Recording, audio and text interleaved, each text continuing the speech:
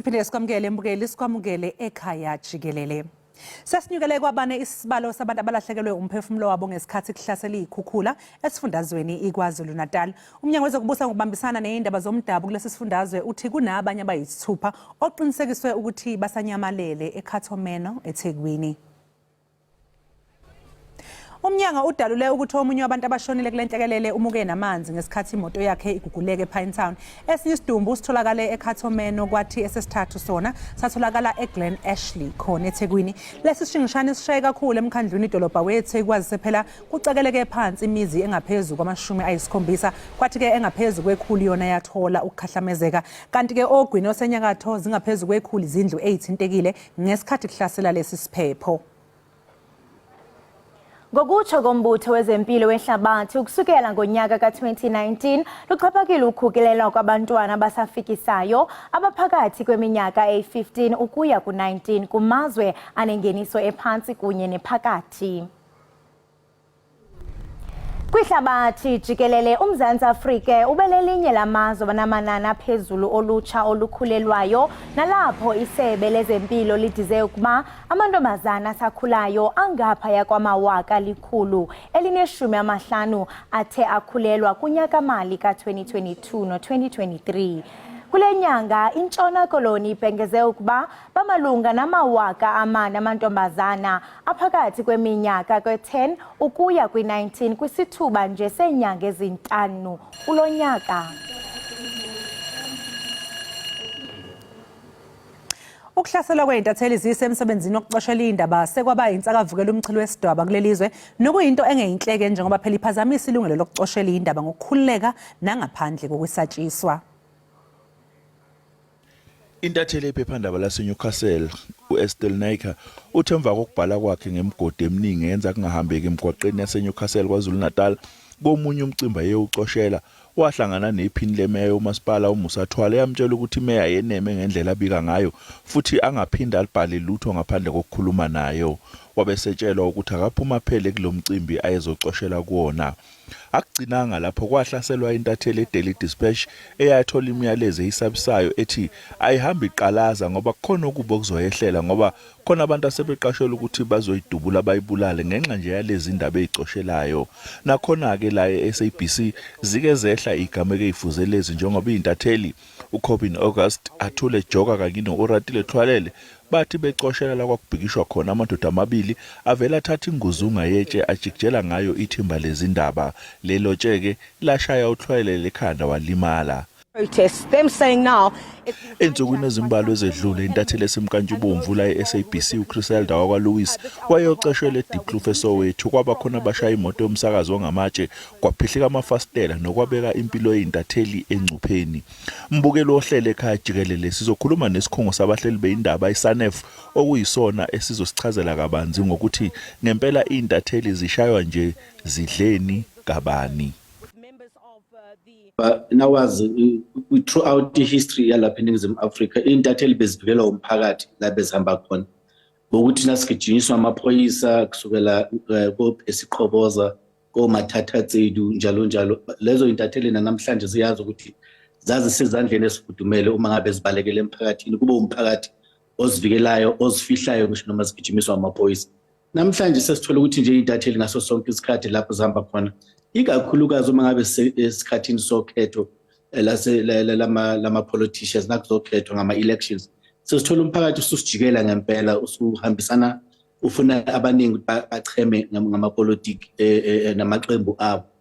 So enye into sesibonile ukuthi nezigebengu sezivele zithathe advantage yalo la umphakathi nasiya khona eintatheli siyemphakathini so zama ukwazi ukuthi kwenzakalani isikhuluma indaba zabo. Sizama ukuthi sile umpulona sichaze ukuthi kwenzakalani emphakathini.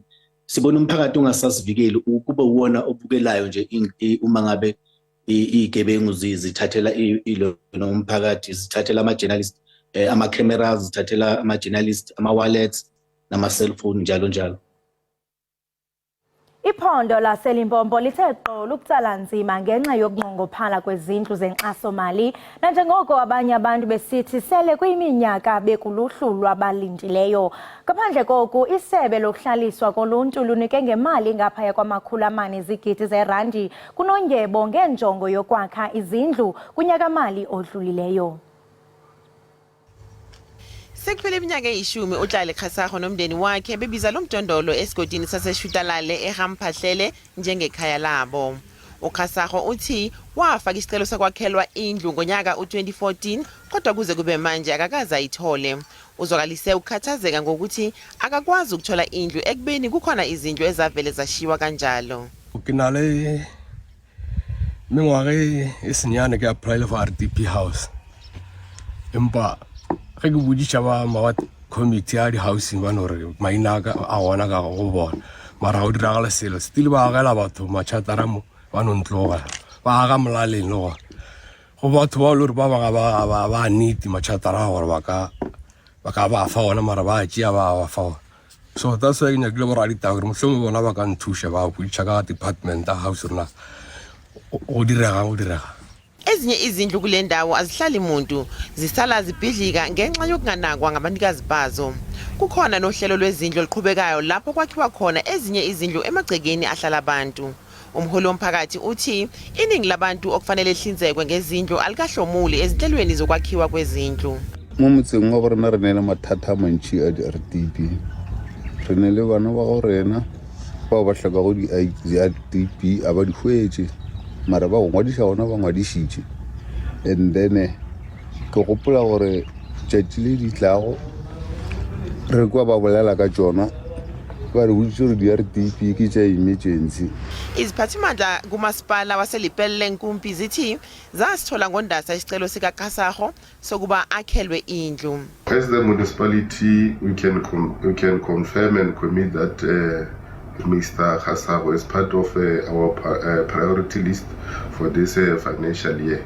The Ward Council of Ward 25 has since identified the house of Mr. Khasakho, and as the municipality we have submitted the priority list to Coxter to construct his house.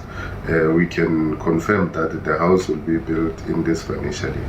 Umnyango wezokuhlaliswa kwabantu uthi uzoxoxisana neziphathimandla zikamasipala uqinisekisa ukuthi uKhasakho nabanye abafanele ukuhlomula bathola izindlu.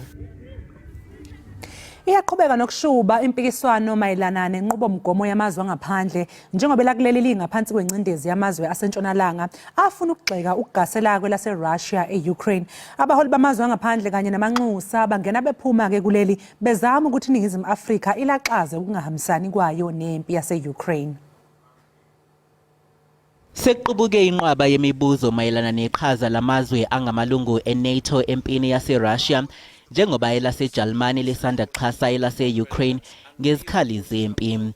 Ngakolunye uhlangothi neNingizimu Afrika isigxekwe kakhulu ngokungachemi kulempi. We, my Chancellor, changed course by 180 degrees 1 weekend later, saying now the German obligation, which before we said we would not support Ukraine with weapons, we changed course because we feel our obligation by the Charter. We're different countries, different histories, different relationships. And you shouldn't have any situation where you feel you must compel another to follow you or become angry because they do not, because that's wrong. Lokhu kuvinye izinqubomgomo zangaphandle zalamazwe womabili. I believe that this shows why international politics and diplomacy matters, because this past year the exchange between different countries, I believe, brought further improvement of saying we have to work together. We must appreciate the fact that today the African presidents could meet President Zelensky and President Putin. Yize kunjalo, kepha alikashabalali ithemba. We need to be even-handed. We've not called out anybody on actions they've taken, never, not once. All we've said, we would like to be supportive of a process of diplomacy that leads to a peaceful outcome. Inkampani Sunpax kunye neSanlam ziphehlelele inkqubo exabisa izigidi ezilishumi ukunceda amashishini asakhasayo esikhukhuza National Parks ukuba ifumane inkxaso yemali. iSunpax ithi le nkqubo ijolise ekuncedeni uninzi loosomashishini abasakhasayo abadla ngokusilela ukugqiba iikontrakhi zabo ngenxa yongafumani inkxaso-mali. Emabhizinisini amaningi asafufusa ukuthola inkontileka yithuba elingaguqula impilo, kodwa ukuswela imali yokwenza umsebenzi kungaba inkulu inselele. Amabhangi avame ukungabaza ukuxhasa amabhizinisi amancane ngemali ngoba engenawo umlando omuhle wokuphathwa kwemali. Ngenxa yalokhu osomabhizinisi abaningi abasafufusa balahlekelwa amathuba ngoba behluleka ukuqoqa imali ngesikhathi. Omunye wosomabhizinisi osafufusa uThabo Gaines wethemba ukuthi lolu hlelo luzoguqula isimo abhekene naso. First and foremost, we are expecting Sunpax to plug us in after the incubation process that they've set us through from the beginning. The past 2.5 years, we are with them. They've given us all the tools that we needed to be successful businesses. And as soon as they plug us in, then we are good to go into bigger contracts, and that's where Sanlam comes in, because definitely we'll be going to them to source more funding. Ngokwesivumelwano phakathi kweSunpax kanye neSanlam, amabhizinisi asafufusa anenkontileka esiqiwini isikhukhuza azobolekwa imali elinganiselwa esigidini samarandi ukuze akwazi ukuhlinzeka ngemisebenzi esiqiwini.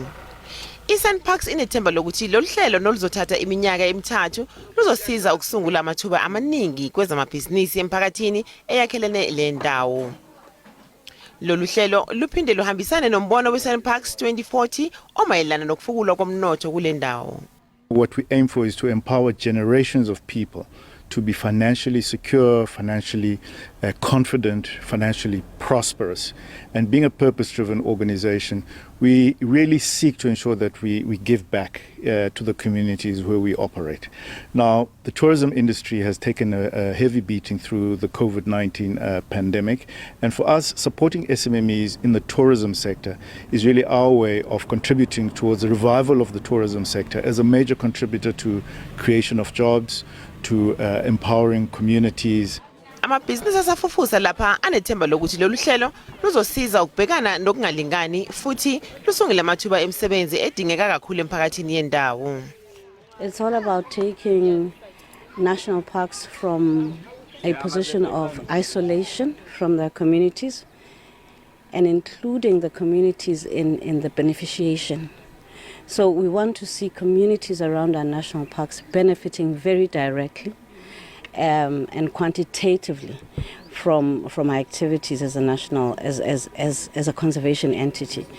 iSunpax kanye neSanlam zethule uhlelo oludle izigidi eziyishumi zamarandi ukuze kwelekelelwe amabhizinisi amancane akhele isiqiwi isikhukhuza National Parks ukuthola uxhaso ngezezimali.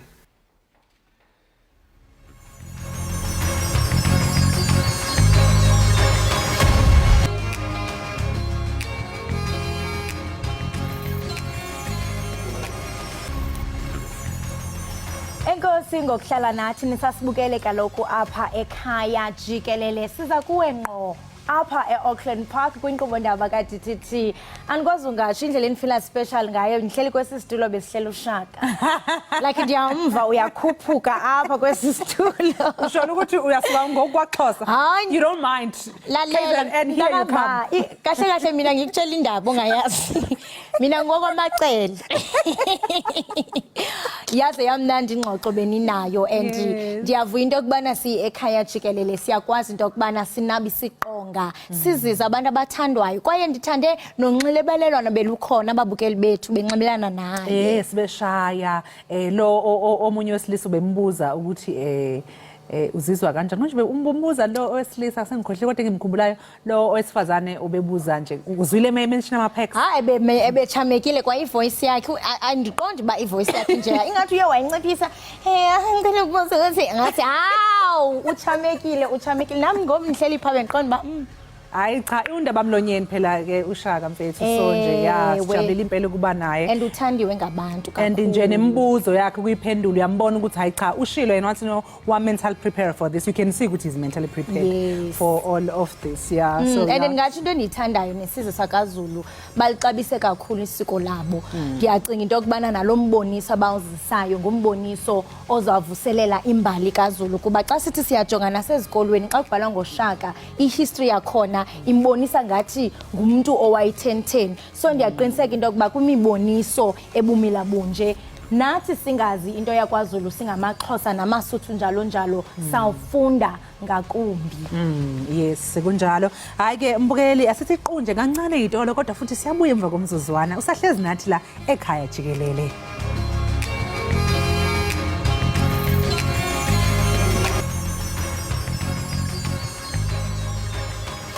Enkosi ngokuhlala nathi sasibukele kaloku ekhaya jikelele. Njengoko ke besibiyozela usuku lwehlabathi lwabahlolokazi kule nyanga olujolise ekuvakaliseni amazwi abahlolokazi abajongene nokungekho sikweni nocalucalulo.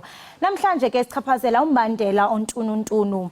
Ubone abantu ababhinqileyo abaninzi bafela ngaphakathi. Sithetha ke nombhali uNathi Mkabile nanjengoko ebalisa ibali lakhe lichukumisayo ngendlela waba ngumhlolokazi ongazaliyo. Incwadi yakhe ke ithi umhlolokazi olidlolo, umhlolokazi ongazaliyo.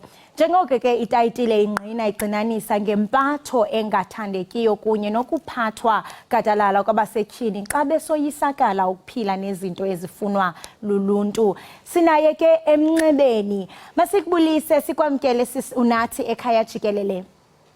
Molo msafazi wami ndibulisa nakubaphulaphuli ndiyanthanda kakhulu ndiyabulisa ekuseni njena. Enkosi kakhulu sisi. Uye wathatha usiba nephepha waphefumla wagcinanisa ngamava obomi bakho ubhala lencwadi ethi umhlolokazi oludlolo. Khawusichubele usinabele into yokubana kutheni nje ukhethile le tayitile. Okay. uNathi yintombi yaseGcuwa emishini eEastern Cape. Ndingumamdlane uTutusi uNomdimba umhlokwane banzana izimbo khalina. Izalwa ngutata ukhulekile nomama uNoncedo Rhini. Ndendela kwaMkhabile kwamkhabile ojolo qenge emtholo umthwakazi apho nditshatele khona nomyenam ongasekhoyo utata uNkomfa. Ndibhale incwadi ke msasazi wami ititle yayo ithi umhlolokazi olidlolokazi the barren widow okwangoku isafumaneka ngesingesi. Uyafumanisa kuba esiXhoseni eligama lithi idlolokazi alikho kukho idlolo kodwa mina ndikhethe ukuthi umhlolokazi olidlolokazi. Bengike ndava komnye ngesizulu esithi ithetha ukuthi umfelokazi oyinyumba bandibeka kakuhle. Umhlolokazi ndim msasazi. Ndibhujelwe ngunyenam ngo-April ngo-2019 ngenxa ye-cardiac failure. Umyenam ebengaphilanga ithutyana wahlala ndisibhedlela iintsuku eziyi-10. Ebengumuntu ohlutshwa impilo umthetho wakhe kuba bengumuntu onomzimba enengxaki ke yesifuba nezinye ingxaki ebedimana nazo ngenxa yempilo. Wasweleka ngo-2019 ngo-April ndabe ke ngenxa yaloo nto ndingumhlolokazi ndifumaniseka ndingumuntu kuthiwa yi-widow. Apha kulo mtshato wam ke nditshate ndina-22 years ndahlala i-10 years ndisemtshatweni. Le 10 years ndisemtshatweni khange sikwazi ufumana abantwana nomyenam. Loo nto ke iye yasisithuko esikhulu kubantu abasingqongileyo nabantu abalindele uba umuntu xa etshatile noko kumele uba ufumana abantwana.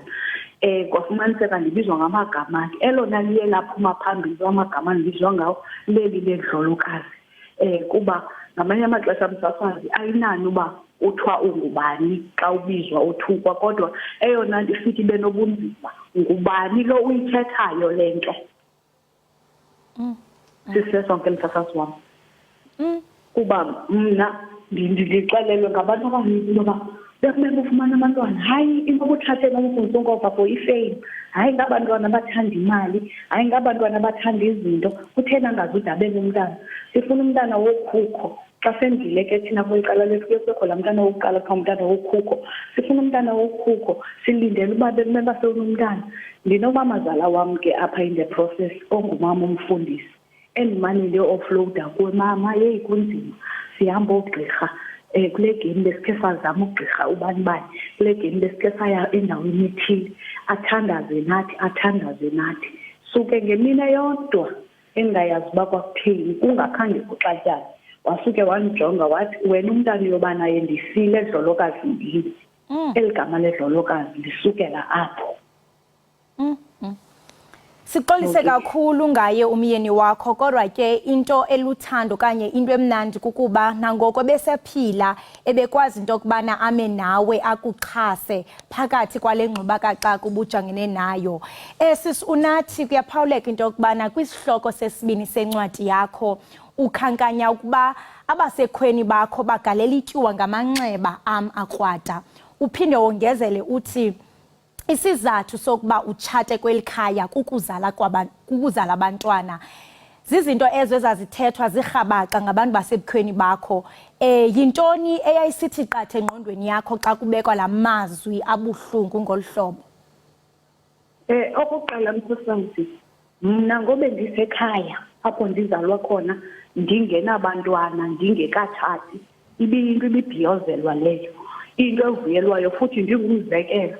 Kangayento uba ngethuba ndisenzela i-21st birthday yam ekhaya utata wade wawisa nenkomo kuba ndandilibhongo lekhaya ndilibhongo naselalini kuvuyelwa le ntombi ziphethe kakuhle ingumzekelo.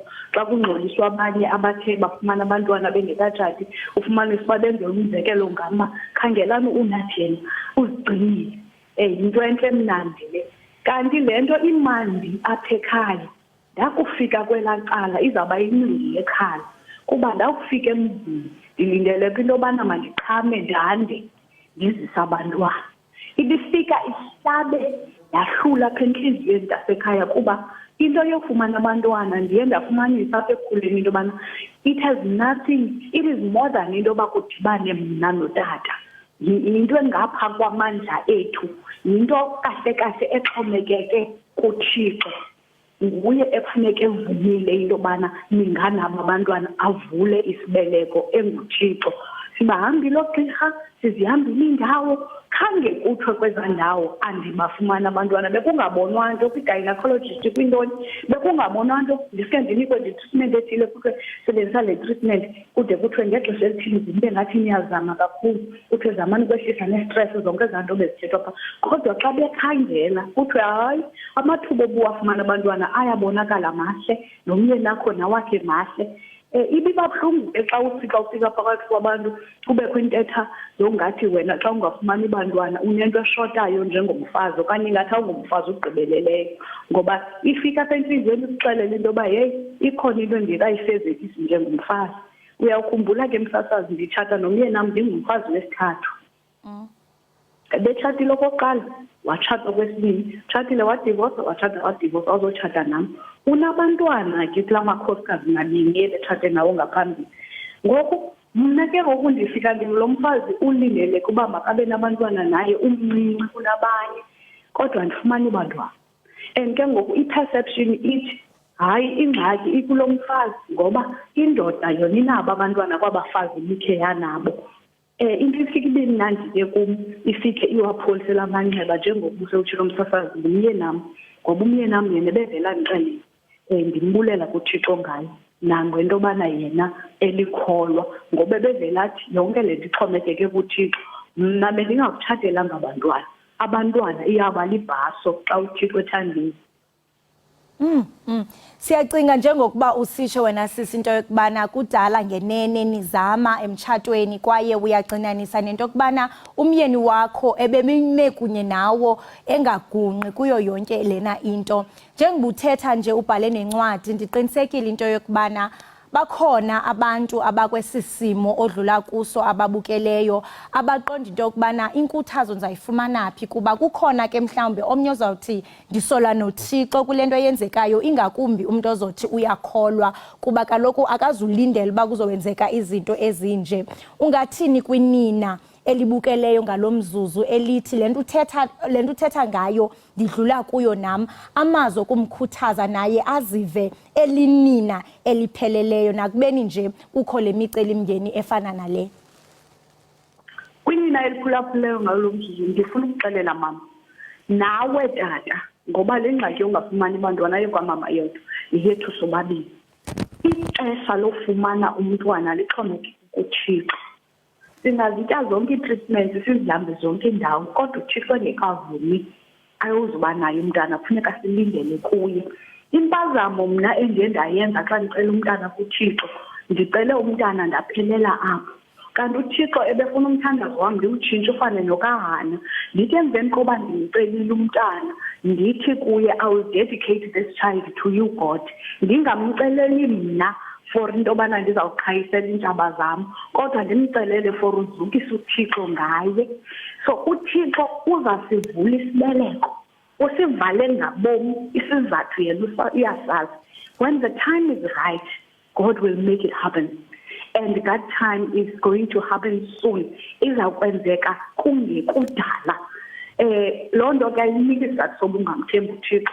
And loo nto ayikwenzi mama ube ngumama ongaphelelanga kuba ungafumani bantwana. You are woman enough, ungumama and umama ogqibeleleyo. Ubumama bakho abenziwa kukuzala kwakho. Uzala ungazali unesidima soba ungumntu ongumama. Bazawuthi xa bebizana ngamanye amaxesha bangabizani ngamagama bathi mama kaLiyema, mama kaSiwe, mama kabani, wena ifika ithi xi apha entliziyweni into yoba awungomama wamntu. Kodwa uzuthi xa ufikelwe yiloo ngcingane uyazi into yoba ixesha xa lifanelekile uThixo uza kunikeza umntana. Siyaphila, sinamandla, sinobomi noba abantwana sikabi nabo. Nam andikabi nabo nangoku kodwa uThixo xa ixesha lifanelekile uzandinikeza umntana.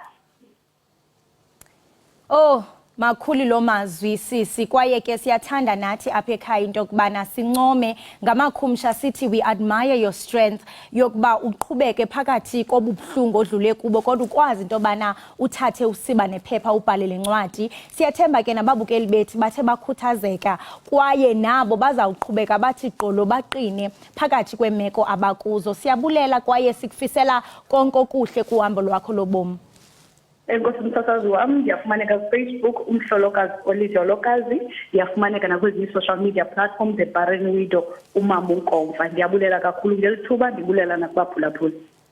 Khosi mama, lo ke besithetha naye nguye unathi umama uNkomfa. Kaloku esixelela banzi ngencwadi yakhe ethi umhlolokazi olidlolo gxebe. Qiniseka ke awugqusha lazi kusekuninzi esikuphathele kona. Siyabuya emva kwale ntengiso.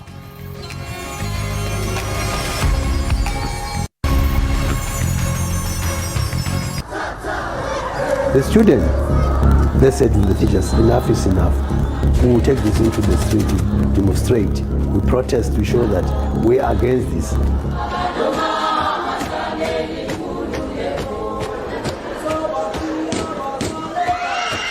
36 hours of the start of a march by 10,000 pupils in protest against Afrikaans, 29 people were dead and 250 injured. The least that they could have done, yes, it was to give us a whip, not shoot bullets and kill us. Those fathers who were shooting were really killing and were really out to kill and kill children.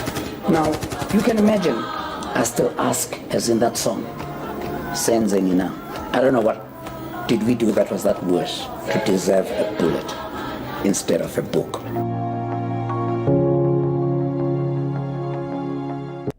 Get in touch with SABC News. Call us if you have any news leads, stories, tip-offs, or simply issues you are grappling with as a community.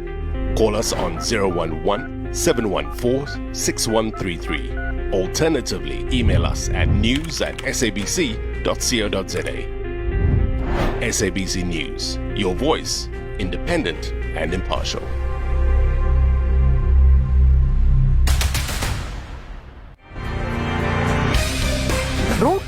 Sello sa hao o batla ditaba ka leleme la hao. Indaba ze-SABC umthoko othembekileyo wendaba kuwe. Izindaba ze-SABC okuyizindaba ongezethemba seziyatholakala ku-digital terrestrial television eyaziwa nge-DTT kanye naku-SABC Plus.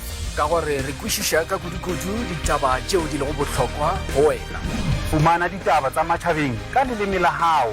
SABC, lentswe la hao, re ikemetse, ha re kgethe nkukapela.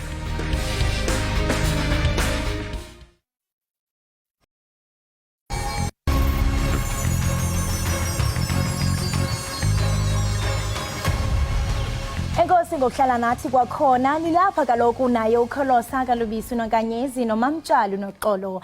Iziko lombane lika Eskom liqale inyathelo lokuqala ukuzama ukunciphisa ukusetyenziswa kombane kwibakala lokuqala ukuya kwibakala lesine lokucinywa kombane, ustage 1 ukuya kustage 4 ngentetho evakalayo. Oku ke kuzawuqela kubathengi abakhathiweyo abane smart meters ngelamangesi. Ukucacisa banzi ngale nkqubo sikrwece isithethi sika Eskom Stephanie Mukwena. Masikubulise sikwamkele enkqubeni Stephanie. Siyabulela and sibulelisa naba your listeners. Thank you so much for joining us this morning. Cela usiclarify into yokubana what does it mean into ye load limiting kuba kaloku siye sayibona ichaphazelwa pha kwi areas ezifana no fourways. Can you just clarify to us bana what does it really mean? Yeah, so no, thank you for having me as well. So what it means is that this is just part of our demand side management, where we are saying that in order for us to reduce load shedding, we need to also not just focus on the supply side, which is, as you would know, Uguti, Sine, the issue mainly why we are load shedding is because of we don't have enough capacity, or we do have enough capacity, but the supply thereof or the availability thereof is not enough at all times. So basically, Manje City, now people which need to also look at the other side, which is the demand side, because if we reduce the demand while we are in a shortage of supply, we will basically reduce the impact they are load shedding, even reducing us not having to go to higher stages of load shedding. So this load limiting, basically what we're doing is that we are asking customers to reduce their load, meaning Tina, what we do is we then send a signal to the meters, but we only do this with customers that have what we call smart meters. So we send a signal to those customers. So that signal, a customer that is at 60 amp or at Tatumbalwe 80 amp will be all of them, they will be reduced, their load will be reduced to 10 amp. So it 10 amp is so it's a very, it's small, however, customers can still use their TVs, they can still use their computers, they can still continue working, they can still use their, they can still switch on their security systems, especially at night, since we know that crime, normally when it's dark, the criminals actually, it's their time to basically do their business. So this will help the customers not to be in total darkness, but at least have some appliances that they deem essential to can use. Stephanie, kwinzame zenu zokuba nilwe nocimicimi wombani, we understand that you have piloted the area of Monte Casino, or rather the Fourways area. Why did you choose Fourways? And also, I was just reading on social media and I came across a comment of one of the citizens concerned about Inogbana, which areas will you be implementing, especially looking into which townships, and also with the issue of illegalities that we are aware of. Yeah, so we chose the Fourways area because sometime in 2016-17, we installed smart meters in those areas. So this particular a pilot that we're doing, or initiative that we're doing, can only work on smart meters. Now, the reason why we chose the Fourways areas, because it's been some time since we installed these smart meters. It was a pilot when we began with these smart meters. So we have eradicated most of the issues that we had picked up when we installed these smart meters. So then this is why one of the reasons why we picked up and Fourways. And Noguti, it's a bigger area that we have, because you need to basically manage this in we wanted a bigger sample. So for an example, now we've got a sample of about 10,700 customers. But it's not just that we will be doing E4 ways. We will be moving to, because na manje, when we electrify areas, we install smart meters. So now we're looking for another area in a township, or what we can call an electrification area, where we can basically install this. I mean, continue with this initiative in terms, but it will still be a pilot before we can roll it out to the rest of our areas in South Africa. But remember, we will also need to roll out the smart meters to those areas first, because if an area doesn't have a smart meter, this particular initiative won't work. But we still encourage customers that do not have smart meters to still switch off, during evening peak hours, that is between 5 and 1600, just to help, because remember, the whole idea is to reduce demand during especially evening peak, although currently it's not just evening peak with this initiative, it is when they are being load shed. But that also assists in reducing pressure on the grid system, so that all of us don't go to higher stages of load shedding. Thank you so much for bringing this into the table, and we really hope that the residents are well receiving the reception from Eskom. Siyabulela kakhulu ngexesha lakho. Ngiyabonga ma. Enkosi kakhulu. Lowo ke besithetha naye mbukeli nguDaphne Mokoena nosisithethi sakwa Eskom. Wena luthini kaloku uluvo lwakho ngalomba besithetha nawo, ukucebisa kaloku ukuzifaka ukuzama ukuqubisana nocimicimi wombane kumba we-smart meters. Qiniseka ke into yokubana awugqusha lazi xa sibuya ikhona into esiyiphetheyo, siyabuya emva kwale ntengiso.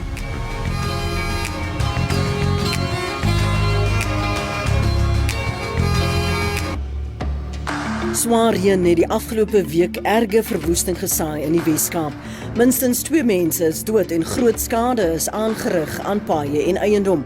Sommige dorpe is van die buitewêreld afgesny. En 'n oud joernalis het die pen neergelê en beywer haar nou om ouer mense te help om toegang tot mediese sorg te kry. Dis die week in fokus, kykstof wat saak maak. Vrydag aand om 8:30 op SABC 2.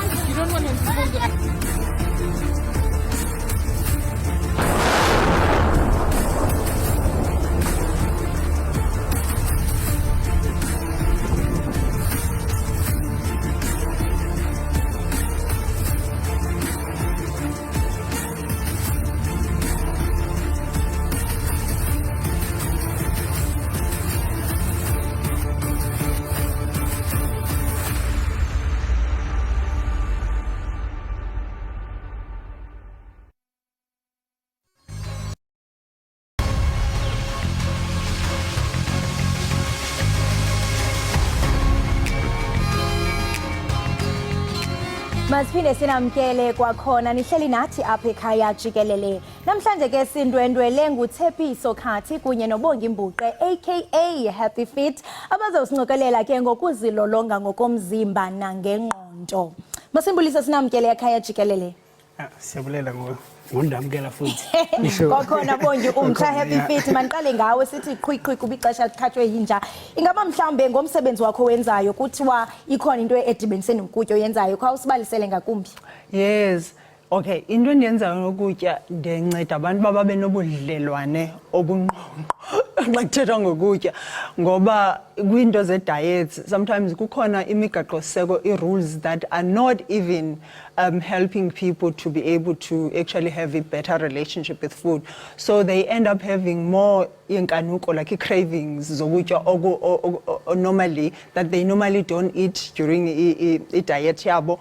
Then they end up like when they're done with the diet, they go all in gogokutya. So you find that whatever that they do, they lose, they gain it back. So I then help people to have a better relationship and understanding, to work on their habits, on their mindset when it comes to food, so that they can actually understand what is it that actually works for me, not the rules outside, but what makes me better, what can fit my lifestyle as well. So that's actually how I do it. Talking about fitting lifestyle, ndiyaqonda ubana mhlambe xa udibana nomuntu zikhona izinto ozijongayo uqonda uba wena u-unhealthy, mhlambe amehlo wakhe abanjanjani. Zintoni enizijongayo uqonda uba but ningathethi ngama ndifuna indihlasele. Okay, so for mna into endiyijongayo most of the time into yobana I mean at some point I was actually like this all the time, but I actually had a cholesterol. So looking at the person just on a face value, it's not helping really. It can't help you to actually diagnose. But most importantly, you can also just examine yourself by can you actually move up the stairs without you feeling like you are? Can you actually tie your shoelaces? Yabona, ubophi imitya yehlangu uncume. Do you get? Can you walk with your kids eparkini? You feel like it's a walk in the park, so not that the hard determines one. ukweli For yourself, yes. Okay.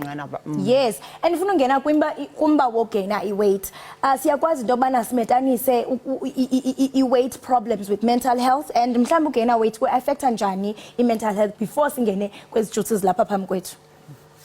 For me, I can say it does go in hand, and sometimes it doesn't. I had a bit of a mental breakdown in the past few weeks, and I thought maybe exercising might actually help, but it didn't actually help that much because I had to deal with personally with what I was dealing with.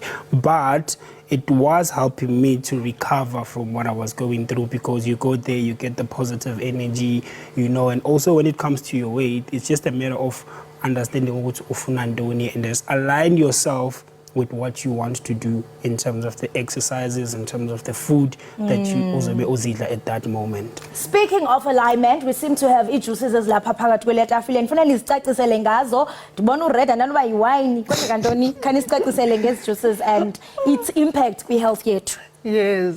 So the green juice, it's mostly made of spinach. Okay. We know izithelo zinjani ziright imifuno for bana wabantu babe right babe se, not even for weight loss purposes, but also to make sure that you get this fiber.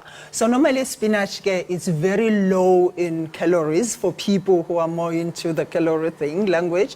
So it helps you to eat it whether you drink it. Also it's got fiber that helps you to feel fuller, which means it can actually help you to actually lose weight, because when you eat it you have that sense yobananga to shoot. So both of them, they are actually helping in cleaning ugazi.